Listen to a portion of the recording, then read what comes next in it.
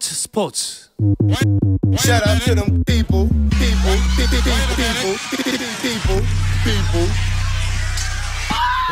You can catch me. 수요일 저녁에는 농구 이야기와 함께하고 있죠. 다양한 농구 이야기를 전하는 주간 농구 시간입니다. 손대범 농구 전문 기자, 배우 겸 해설위원인 박재민 씨와 함께합니다. 두 분 어서 오십시오. 안녕하세요. 반갑습니다. 이 양반이 오늘도 또 그 버릇을 못 고치고 뭐 오기로 한 사람이 있었나요? 예, 이제 기억도 안 납니다. 그래요? 네, 우리 곁에 그런 사람이 있었다는 건 얼핏이 기억이 나는데. 네. 이거 손대범의 느바. 손대범의 느바. 손대범 박재민의 느바. 주간농 손대범과 함께하는 주간농구. 그렇죠. 제목이 그거 아닌가요? 조현일 위원이 일단 2주 연속으로 빠졌습니다. 바쁜 일 있나 봐요. 네, 뭐 언젠가는 오겠죠. 네, 뭐 오해가 있으신 분들을 위해서는 이제 또 뭐 해설이나 중계 일정이 항상 빡빡하기 때문에 네, 그런 거에 속아 넘어가시면 안 됩니다. 네, 열심히 벌어서 후원해 주려고 하고 있습니다. 네. 알겠습니다. 조현일 위원 없는데 이러는 거 알면은 당장 올 텐데.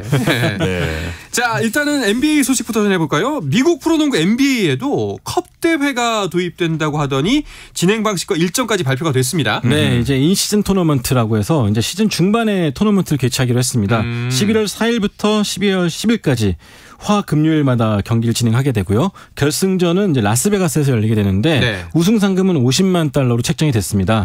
이 토너먼트가 사실 몇 년 전부터 이게 나왔던 거예요. 그런데 뭐 그동안에 좀 여러 가지 일정을 조율했는데 한 4년 정도 준비된 걸로 알고 있습니다. 그래서 그 정도로 좀 많이 차질 없이 여러 가지 시나리오를 거쳐서 마침내 발표를 했고요. 또 선수단도 역시나 좀 이런 부분에 대해서 기대를 하고 있습니다. 네, 보통은 이제 앞뒤에 많이 하는데. 그렇죠. 예. 이제 컵 대회라고 하면은 컵 대회가 어떤 개념이지라고 물어보실 수 있는데, 그러니까 또 다른 소규모의 리그라고 보시면 돼요. 굉장히 간략하게 진행이 되는 뭐 KBL이나 WKBL도 컵 대회들이 있고요. 특히나 WKBL이나 컵 대회 같은 경우는 뭐 1.5군이나 2군 또 후보 선수들이 뛸 수 있는 그런 기회로 사용되는 경우가 많은데 NBA에서도 컵 대회가 열린다.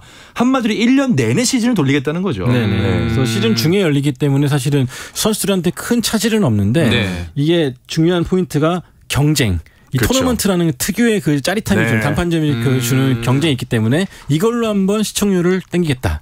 두 번째로는 이제 8강전부터 라스베가스에 열리는데 라스베가스에 열리는 순간 사실 많은 관객들이 오지 않습니까? 그렇죠. 네, 부가적인 관광 상품을 만들 수 있다는 장점이 있기 때문에 NBA 쪽에서는 이미 여름부터 라스베가스 제가 출장 갔을 때부터 이 토너먼트를 홍보하고 있었습니다. 라스베가스가 굉장히 좀 의미가 중요한 게 NBA에서 계속 구단을 뭐 32개를 늘린다라고 했을 때 물망에 오르는 도시가 라스베가스거든요. 그만큼 NBA 또 이벤트 경기도 많이 열리는 곳이기도 하고 NBA와 굉장히 밀접한 연관이 있기 때문에 라스베가스에서 컵 대회를 연다. 전 세계적으로 관광객들이 몰려드는 도시잖아요. 그런 의미에서는 굉장히 홍보 효과도 기대를 하고 있는 것 같습니다. 그렇군요. 결국 두 분의 말씀을 정리해 보자면은 더 벌어보겠다. 그렇죠. 뭔가 하나 타이틀 하나 더 만들어서 우승컵 하나 지워주고 상금은 $50만. 하지만 버는 건 더 벌 거다. 그렇죠. 알겠습니다. 일단은 그럼 어떤 식으로 경기가 진행되게 되나요? 일단 뭐 동서부로 나눠지는 건 똑같은데요. 5개 팀씩 3개조로 묶이게 됩니다. 각 조에 묶인 팀들은 한 번씩 대결을 펼치게 되고 조 1위 6개 팀과 조 2위 중에 이 가장 좋은 성적을 낸 두 팀이 8강에 오르게 됩니다. 그래서 8강전과 4강전, 결승전까지는 단판 토너먼트로 이 라스베가스의 T-모바일 아레나에서 열릴 예정입니다. 이거 만약에 그 상위 두 팀인데 그 승부가 겹치면 어떡하죠? 승수나? 점수로 하려나? 일단은 뭐 스코어로 할 것 같고요. 일단 정규 시즌에 한 번씩은 어떻게든 맞붙게 되지 않습니까? 이제 그걸로 이제 같은 조의 경기에 그걸로 이제 없애는 걸로 하고 반영하는 걸로 하는 걸로 알고 있습니다. 그러면은 그 인시즌 토너먼트고 이게 정규 시즌에 포함된다면은 여기서 벌어지는 승부도 승수로 이제 정립이 되는 거죠? 그렇죠. 일단은 뭐 같은 조에 멤피스랑 피닉스가 였겠는데 이 두 팀이 만난 경기가 뭐 피닉스가 이겼다. 그러면 정규 시즌 승리에 반영을 하는 거죠. 그러니까 똑같은 정규 리그지만은 일정 부분을 컵 대회로 취급을 하게 된다. 그 경기에 비중을 더 주는 거죠. 생각하면 되겠네요. 괜찮네요. 그러면 선수들이 경기를 더 많이 뛰게 되는 부담도 한결 적네요. 그렇죠. 그런 것도 한 경기 더 치러야 된다. 그러진 않기 때문에 충분히 좀 환영할 만한 일이고 또 토너먼트를 통해서 선수들도 본인이 얻을 수 있는 거 있기 때문에 그런 것들도 좀 환영할 것 같습니다. 그러면은 그 사이에 정규 리그가 쉬는 일도 별로 없겠네요. 그렇죠. 일단 10월 24일에 NBA 정규 시즌이 개막을 하는데 일단 8강에 진출하지 못한 22팀은 12월 7일과 8일에 일단 일정을 소화할 것으로 알고 있습니다. 그럼 이런 일정이라면은 굳이 뭐 선수들 혹은 이제 팬들도 반대할 이유는 전혀 없어 보이는데 네. 의견들은 어떤가요? 그러니까 처음에 토너먼트를 하겠다라고 했을 때 팬들이 제일 많이 반대했던 게 지금도 선수들이 힘든데 또 경기를 늘리려냐 그러냐. 그런데 그런 것이 아니었습니다. 일단 경기를 시즌 중에 흡수시키면서 이 최소화시켰기 때문에 팬들 입장에서도 좋을 것 같고요.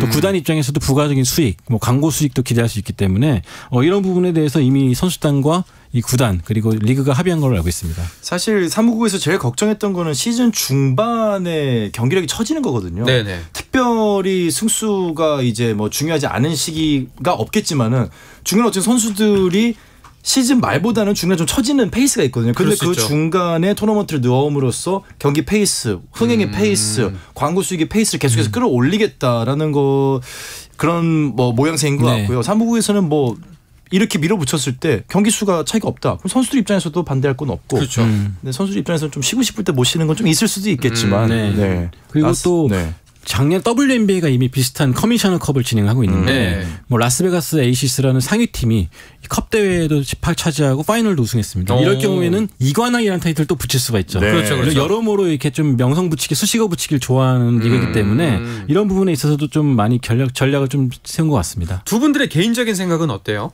이번 이렇게 컵 대회를 시즌 중에 진행하는 거에 대해서? 그럼 결승전을 치르는 두 팀만 한 경기씩 더 뛰는 거죠. 연이 세 경기가 되는 거고 저는 너무 재밌을 것 같아요. 네, NBA가 단판제로 해본 적이 한 번도 없기 때문에 정말 많은 이야기거리가 나올 것 같고 그렇습니다. 또 이 자리에 계시지 않은 유튜버 조현일 위원도 굉장히 말할 거리가 많아지지 않을까 생각합니다. 그러니까 단판입니다. 네. 그렇죠. 그렇게 되면 이제 나름 이게 점점 더 주목을 받고 하기 시작하면은 좀 대립이 첨예해질 것 같은데 조추첨도 굉장히 중요해 보거든요. 조추첨이 이미 진행이 됐다고요? 네, 그렇죠. 동서부로 나눠서 5개 팀씩 3개조로 진행이 됐었는데 일단은 뭐 서부 그룹 A, B, C, 동부 그룹 A, B, C로 나눠져 가지고 컨퍼런스 성적을 기준으로 배정을 해서 추첨을 통해 결정을 했다고 합니다. 알겠습니다. 그럼 일단 한번 간략하게나마 짚어볼까요? 일단 서부 그룹부터 한번 살펴주시죠. 네, 서부 그룹은 A 그룹의 멤피스, 피닉스, LA 레이커스, 유타 재즈, 포틀랜드, 그리고 서부 B 그룹의 덴버 너게츠, LA 클리퍼스가 있고요. LA끼리는 서로 갈라졌고요. 뉴올리언스, 댈러스, 휴스턴 로켓츠가 포함되어 있습니다. 서그룹 C까지 가보면 세크라멘토, 골드스테이트가 여기에 속해 있고요. 미네소타, 오클라호마 시티, 샌안토니오 이렇게 포진이 되어 있습니다. 뭐 골고루 나눴겠지만 두 분이 보시기에 어떤 조가 가장 좀 힘들어 보이나요? 저는 개인적으로는 C. 저는 C. 이 세크라멘토, 골든스테이트, 미네소타, 오클라호마 모두 강팀들이고요. 샌안토니오도 뭐 웬반야마가 데뷔하면서 상당히 재미를 줄 것 같습니다. 5팀이 다 세요. 그러네요. 자, 그러면 동부 ABC는 어떻게 나눠졌죠? 네, 동부는 A 그룹의 필라델피아와 클리브랜드, 애틀란타, 인디애나, 디트로이트가 있고요. B그룹에는 미러키와 뉴욕 닉스, 마이애미, 워싱턴, 샬럿이 있습니다. C그룹은 보스턴과 브루클린, 토론토, 시카고, 올랜도가 편성됐습니다. 동부는 어딜 좀 눈여겨봐야 될까요? 저는 뭐 A나 C 서부에 비해서는 여기는 아무래도 고만고만하네요. 그렇죠. 저는 근데 C그룹이 재밌을 것 같은 게 어쨌든 뭐 우승 후보인 보스턴과 뭐 또 늘 플레이오프 올라갔던 브루클린, 토론토, 시카고 등이 포진해 있기 때문에 재밌을 것 같습니다. 뭐 아까 사실 뭐 농담 반으로 뭐 더 벌어드리겠다라고 표현을 했지만 사실 팬들 입장에서도 좋은 거거든요. 재밌고요. 그러니까 돈이 더 벌린다는 것은 그만큼 재미가 있다는 거고 재미가 있다는 것은 팬들이 모인다는 뜻이거든요. 결국은 팬들이 모이는 이러한 아이디어는 NBA가 아마 마케팅 교과서를 써도 전 세계 대학에 팔 수 있을 정도로 정말 머리들이 좋은 것 같아요. 네, 알겠습니다. 자, 과연 이번 시즌부터 이제 도입이 될 텐데 어떤 결과가 나올지 또 어떤 주목을 받을지 어떤 뉴스들을 뽑아낼지 한번 기대해 보시면 좋을 것 같고요.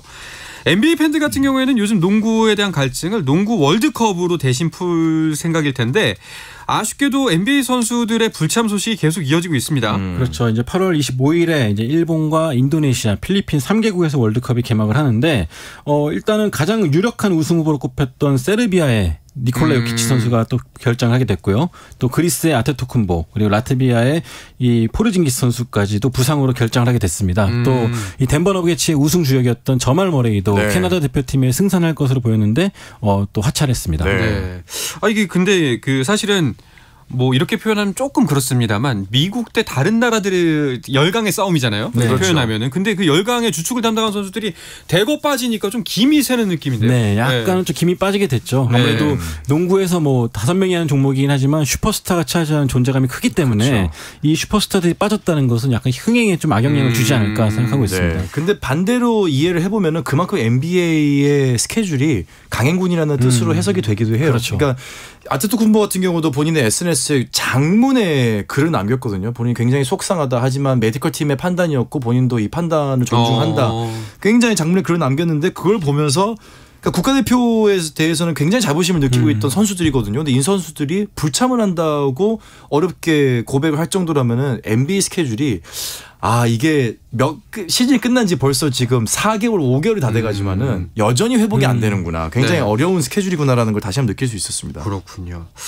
자, 그런 와중에 이제 슬로베니아의 돈치치, 네. 루카 돈치치도 참가를 할 수 있을 것인가 없을 것인가 이야기가 많았는데 출전을 하는 쪽으로 가닥이 잡히고 있어요. 그렇죠. 최근에 슬로베니아 대표팀에서 또 에이스로서 여전히 활약을 해주고 있고 또 최근에 평가전을 많이 치르고 있는데 여전히 또 좋은 모습 보여주고 있습니다. 가장 놀라운 거는 사실 돈치치가 이 무렵의 얼굴을 보면은 진짜 얼굴이 부어가지고 맞아요. 살도 이만큼 찌고 막 네. 그랬었는데 최근의 모습 보면은 마치 10대의 모습을 보는 것처럼 오. 굉장히 좀 날카로운 턱선과 또 잘 잡힌 근육질의 몸을 보여주고 있거든요. 그렇군요. 그만큼 뭐 대표팀에서 열심히 하고 있는 것 같습니다. 그만큼 약간 돈치치가 진짜 그 국가대표팀에 대한 책임감과 갖고 있는 의미가 남다른가 봐요.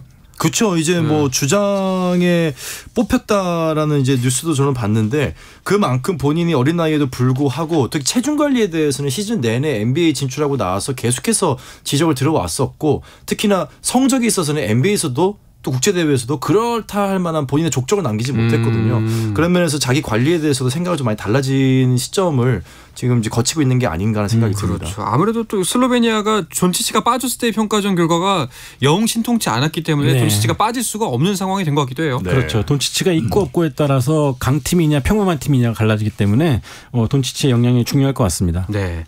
자, 농구 팬들의 농구 갈증을 해소시켜줄 농구 월드컵 개막 진짜 얼마 안 남았습니다. 네, 25일에 개막해서 9월 10일까지 진행되는데 네.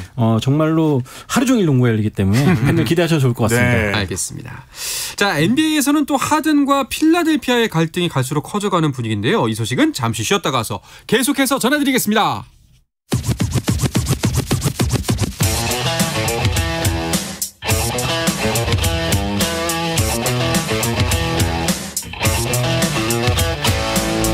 짜릿함이 살아있는 시간 한상원의 스포츠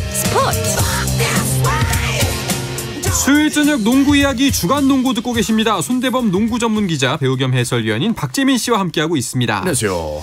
자, 이게 저희가 거의 지금 몇 주째죠? 한 4주, 5주 정도 연속적으로 그렇죠. 해서 하든과 릴라드의 이적에 대해서 이야기를 나누고 있는데 근데 약간 하든 쪽은 갈등이 최절정으로 치닫는 모습입니다. 네, 네. 전례가 없는 발언을 했죠, 하든이. 또 최근에 하든이 지금 브랜드 행사 때문에 중국에 가 있는데 네. 이 중국 행사장에서 이런 발언을 했습니다. 이제 필라델피아 세븐티식서스의 단장인 데릴 모리를 향해서 데릴 모리 단장은 거짓말쟁이다. 거짓말쟁이다. 네, 이렇게 단장이 있는 한 조직의 일원이 되지 않겠다. 네. 굉장히 센 워딩을 했습니다. 그리고 이것에 따라서 이제 굉장히 좀 미국에서도 옥신각신하는 상황이 벌어졌죠. 아니, 그러면 이제 뭐 하든과 단장 사이는 정말 돌아올 수 없는 강을 건넌 네. 거 아닌가 싶을 정도인데 사실 공개적으로 이런 발언하는 것도 굉장히 이례적이잖아요. 그렇죠. 쉽지가 않은 일인데 게다가 또 이 데릴 모리 단장이 추구했던 농구를 모리볼이라고 하거든요. 그렇죠. 3점슛 위주의 농구인데 이 모리볼의 핵심 가드 같은 존재가 바로 하든이었어요. 네. 그런 선수가 이 기자들 다 앞에 있는 데서 그 단장을 거짓말쟁이라고 했다. 이건 더 이상 이제 신뢰관계 이어질 수 없다라는 의미가 될 것 같은데 공교롭게도 이 발언을 한 뒤에 뭐 PJ 터커라든지 여러 선수들이 하든의 편을 들어주고 있습니다. 뭐 필라델피아는 약속을 지켜야 된다. 모리 단장은 뭐 내뱉은 말을 지켜야 된다. 이제 그런 말을 할 정도로 굉장히 과연 무슨 일이 있었냐라는 추측도 나오게 되고요. 네. 또 모리 단장에 대한 실망감도 피력하는 사람도 있습니다. 아니 뭐 이유를 단순하게 설명은 할 수 없겠지만 일단은 이 두 사람의 관계가 이렇게 된 단초가 있을 거 아닙니까? 네, 일단 돈 문제가 문제죠. 예상이 좀 되죠. 네, 제임스 하든이 지난 시즌에 어쨌든 간에 더 많이 돈을 받을 수 있는 기회가 있음에도 불구하고 양보를 한 부분이 있었거든요. 본인 생각에는 올해 조금 더 많은 대우를 받을 거라 생각했었는데 이제 그것이 사실 이행되지가 않았습니다. 그러다 보니까 트레이드를 요청했었고 반면에 필라델피아는 조엘 엠비드의 최적의 파트너가 하든인데 트레이드가 좀 애매하지 않냐 이런 좀 미온적인 태도로 보이다 보니까 이 서로 간에 좀 갈등이 깊어진 것 같습니다. 그럼 필라델피아는 그럼 여전히 하든을 트레이드 시킬 생각이 없어 보이는 건가요? 근데 뭐 소식통에 의하면은 클리퍼스하고도 의견을 타진을 해봤고 물론 진행이 잘 되지는 않았지만 그런 면에서는 알아는 보고는 있는 것 같아요. 하든이 워낙 마음이 떠났기 때문에. 하지만 지금 여의치 않은 상황이라는 게 지금으로서는 이제 대세인 것 같고 그런 면에 있어서는 글쎄요. 이 덩치 큰 이 메인 DC를 과연 다른 팀에 보내고 어떤 사이드 DC를 받아오시는 건 아니죠. 메인 대 메인으로 바꿔야 되는데 그런 면에 있어서는 지금 굉장히 어려운 난관에 봉착해 있는 것 같습니다. 그러니까 트레이드를 할 상대 팀들도 상당히 많은 출혈이 있어야 되는데 그렇죠. 하든이 뭐 하든 팬들 입장에서 인정 안 하고 싶을 수도 있겠지만 어쨌든 전성기를 지난 나이고 떨어지고 있죠. 부상도 많은 시기이기 때문에 과연 이게 성사가 될까라는 생각도 들고 있습니다. 이게 겉에서만 봤을 때는 스타 플레이어가 팀을 전체를 갖고서 쥐흔드는 모습 자체가 썩 좋아 보이진 않았는데 사실 깊이 안쪽을 보니까 나름 또 안쪽에 정치 싸움이 있네요. 네, 그렇죠. 네, 아무래도 데릴 모리 단장이 뭔가 이번만 좀 양보를 해줘. 다음에 더 해줄게라는 그런 말이 있지 않았을까 싶기는 아마도 해요. 정황상. 왜냐하면 휴스턴 로켓츠부터 계속 이어진 인연이고 어쨌거나 여기 필라델피아 와서도 계속해서 서로에 대한 리스펙에서 보여줬던 지난 몇 해였는데 갑자기 이렇게 나빠질 정도라면은 아마도 굉장히 좀 서운한 우리가 모르는 그런 의견들이 좀 오간 게 있지 않았을까 싶습니다. 오히려 하든 쪽이 좀 더 단순할 수 있겠다는 생각이 듭니다. 그렇죠. 하든은 이제 뭐 사실 가장 팬들이 걱정하는 거는 자기의 의견이 관철되지 않았을 때 이 선수는 자기 관리를 포기해버립니다. 이미 예전에 그 어느 브루클린 네츠 이적할 당시에도 휴스턴 로켓츠에서 때를 쓸 때 말을 들어주지 않자 완전히 돼지가 된 모습. 살 엄청 찌워. 맞아요. 훈련 참가한 모습이 있거든요. 그래서 이미 인터넷에서는 하든이 살을 몸매 관리 안 해가지고 배가 이만큼 나온 합성 사진이 돌고 있을 정도로 하든에 대한 우려가 커지고 있습니다. 네. 하든이 트레이딩 캠프도 자기 안 갈 거다 뭐 이런 소식이 있다면서요. 네, 그렇죠. 그렇게 전례가 있기 때문에 또 가장 걱정되는 거는 이 조엘 엠비드인데 이 선수가 일단은 뭐 우승을 늘 바라고 있는 입장인데 이 하든 건이 터지면서 또 구단에 대한 불만을 좀 간접적으로 드러냈습니다. 그래서 만약에 이 선수까지 수가 틀어지면은 필라델피아 입장에서 끝나는 거죠, 사실. 네. 일단 아까 말씀하셨던 것처럼 그 주변에 있는 선수들은 일단은 하든 손을 들어준 것 같아요. 네, 그렇죠. PJ 터커라든지 뭐 여러 선수들이 이 하든의 입장을 좀 지지를 했습니다. 난 내 형제를 배신하지 않을 거야라는 문구와 함께 사진을 올린 PJ 터커인데요. 이런 선수들이 많아질수록 어쨌든 간에 모리 단장이 약간 좀 곤란해지지 않을까 그렇죠. 생각이 몰리게 듭니다. 되죠. 네. 엠비드도 뭐 이제 SNS에 필라델피아 팀 관련 문구를 삭제했다라는 뭐 뉴스가 있던데 그러면은 이제 하든 없으면 나도 어떻게 될지 몰라 그렇게 될 수도 라는 있죠. 의미인 거잖아요. 네. 사실 더 프로세스라고 해서 필라델피아가 지난 몇 년 동안 굉장히 오랫동안 준비해왔던 과정이 있는데 그 프로세스가 결국은 좋지 않은 모습으로 막을 내렸거든요. 왜냐하면은 뭐 기존에 있던 선수들 다 방출이 되고 결국 엠비드만 남은 상황에서 데리고 온 사람이 하든인데 하든 맞아 나간다. 그러면은 사실 엠비드 입장에서도 필라델피아에 굳이 뭐 그 연봉에 남아 있을 이유는 없고 오히려 우승을 찾아 떠날 수 있는 가능성이 높아지죠. 그럼 두 분께서 판단하시기에 지금 현재까지의 진행 상황을 봤을 때 하든과 구단 어느 쪽이 우위에 있다고 보세요? 저는 하든이 우위에 저도 있다고 봅니다. 하든이 일단 결국에는 스타 플레이어이기 때문에 결국에 하든의 의견을 좀 들어주지 않을까 생각이 들고요. 이 모리 단장 입장에서는 뭘 하든 간에 이미 손해가 됐기 때문에 빨리 결정을 내려야 되지 않을까 싶습니다. 단장은 그냥 직원입니다. 그렇죠. 냉정하게 말하면. 네. 알겠습니다. 그렇다면은 그런 와중에 릴라드는 어떤 상황인가요? 와, 우리 릴라드도 굉장히 오랫동안 이야기를 하고 있는데 일단 뭐 마이애미 히트와의 트레이드설이 있었지만 결국 이건 아직까지도 점화가 되지 않고 있고 최근에 이제 미네소타가 릴라드 영입에 뛰어들었다는 소문이 있습니다. 이제 포틀랜드는 뭐 릴라드의 조건으로 유망주 2명, 드래프트 지명권 4장을 원하고 있는데 일단 미네소타도 지금 형편이 좋지가 않아요. 지난 시즌에 이미 고베어를 데리고 오면서 많은 출혈이 있었기 때문에 아마도 좀 여러 가지 삼각 트레이드가 좀 필요하지 않을까 생각됩니다. 네. 릴라드는 일단은 본인의 의중은 마이애미로 가고 싶다라고 밝힌 상황이잖아요. 그렇죠. 네. 이 제안을 받아들일지도 미지수일 것 같은데 뭐 어떻게 여기는 또 이야기가 진행될까? 아직 그냥 여기는 좀 그냥 그렇죠. 오픈 결말이죠. 네. 아직까지는 어떻게 아직까지는. 이야기가 진행될지는 아무도 모릅니다. 네. 알겠습니다. 다음 주에도 또 얘기하겠네요. 네, 다음 주까지 이 드라마는 네, 이어집니다. 아마도. 자, 그리고 또 어떤 이슈들이 눈길을 끌고 있죠? 네, 일단 뭐 잊을만 하면 나타나는 루머 중 하나인데 카이리 어빙 선수가 또 레이커스 이적설이 있었지만 본인이 먼저 또 일축을 했어요. 고맙게도. 네, 그러니까 결국 르브론 제임스와의 재회를 바라는 팬들이 많기 때문에 이런 루머들이 나오는 건데 어빙은 선을 그었죠. 네, 일단 레이커스가 일단은 뭐 전력 보강이 훌륭히 된 상태이기 때문에 더 이상은 뭐 영입이 없을 것 같고요. 트레이드로. 또 반면에 또 클리퍼스에서 뛰고 있는 니콜라스 바툼 이 베테랑 선수인데요. 이 선수는 2024 파리 올림픽을 끝으로 은퇴할 것이라 밝혔습니다. 네. 방금 전 손대범 기자의 워딩에서는 약간 어빙 제발 오지 마. 내가 좋아하는 레이커스로 오지 마. 네. 예, 약간 이게 좀 숨어 있는 것 같은데요. 네, 최근에 이제 4년 주기설이 있었습니다. 네. 2016년, 2020년에 르브론 제임스가 우승을 했는데 네. 이제 4년짜면 내년입니다. 2024년. 레이커스 우승해야 되는데 네. 네, 폭탄이 오지는 않았으면 좋겠다. 네. 알겠습니다. 자, 이제 NBA 소식은 이쯤 할까 하고요. 다음에 네. KBL 소식인데요. 이미 컵대회가 있었습니다. 일정이 발표했죠. 네, KBL도 10월 8일부터 15일까지 개막을 앞두고 2023 KBL 컵 대회를 전라북도 군산시에서 열기로 했습니다. 이번에도 KBL 10개 팀과 국군체육부대 상무까지 총 11개 팀이 출전하게 됩니다. 그러면은 10월 며칠이죠? 10월 8일부터 네, 15일까지. 15일까지. 그럼 이게 끝나면은 바로 KBL 개막인 건가요? 네, 그렇죠. 21일 날 6일 뒤에. 개막이기 때문에 네. 약간 좀 촉박한데 개막을 앞두고 붐업하기에는 참 좋은 시기가 아닌가 싶습니다. 네. 네. 우리도 조금 더 KBL 컵 대회를 더 붐업시킬 수 있는 방법이 있으면 좋을 것 같은데요. 그렇죠. 네. 하나의 축제로 좀 만들 수 있는 그런 방안도 모색됐으면 좋겠습니다. 우리도 상금을 한 50만 불. 와우. 그러면 이제 네. 좀 더 이제 이슈도 모이고. 그럼요. 네. 제가 항상 말씀드리지만은 프로 그러니까 어떤 리그의 인기는 농구 실력과는 관계가 없습니다. 네, 그것과는 관계가 없어요. 아시아권에도 정말 엄청난 인기를 구가하는 리그들이 많이 있거든요. 네네. 그건 실력 때문이 아니라 정말 리그의 콘텐츠가 좋아서 그래요. 그렇죠, 그렇죠. 사실 KBL도 콘텐츠가 점점점 좋아지고 있거든요. 농구 영신이라든지 이런 부분들이 컵 대회까지 이어진다면 저는 가능성이 굉장히 많이 있다고 봅니다. 자, 일단은 그 컵 대회 대진 추첨 자체가 오늘 이번 주입니다. 8월 네. 18일 오후 3시에 이번 주 진행이 금요일에 되고요. 내일이죠. 그리고 우리가 이제 이 컵 대회를 주목해 봐야 될 한 가지 또 이유가 생겼네요. 소노 스카이거너스의 공식 데뷔전. 그렇죠. 네. 그러네요. 네. 물론 이제 그 멤버 그대로 하지만 네. 이제 여러 우여곡절을 꺾고 진짜 안정화된 팀이 어떤 힘을 낼 수 있을지 네. 그 부분도 한번 지켜보면 좋을 것 같네요. 그렇습니다. 자, 그렇다면은 그 KBL 시즌 준비 상황은 어떤가요? 네, 일단 대표적으로 한 구단을 말씀드리면 디펜딩 챔피언인 KGC가 현재 대만에서 열리고 있는 윌리엄 존스컵에 출전하고 있습니다. 비록 어제 열렸던 미국과의 경기에서는 5점 차로 지긴 했는데 방금 전에 끝났던 일본과의 경기에서는 97대 89로 승리하면서 이 3승 1패로 선두권을 달리고 있습니다. 그렇군요. 한국가스공사도 경기를 가졌죠? 네, 어제와 오늘 이제 연달아서 국가대표팀과 대구에서 경기를 가졌었는데 네. 어제는 졌지만 어제는 이겼지만 오늘 같은 경우는 또 대표팀에게 패했거든요. 하지만 승패를 떠나서 오랜만에 대구에서 이 팬들과 함께 좋은 시간을 보낸 걸로 전해졌습니다. 관심도 굉장히 뜨거웠다고 들었어요. 네, 2,000명 가까이 왔어요. 연습 경기인 거 감안하면은 정말 엄청나게 많은 숫자죠. 거죠. 이 여름에? 네. 대구까지. 이야, 진짜. 그러니까 대구 팬들의 네. 농구에 대한 그 갈증이 어느 정도인지 느껴지는 모습인 것 같습니다. 네. 이야, 좋습니다.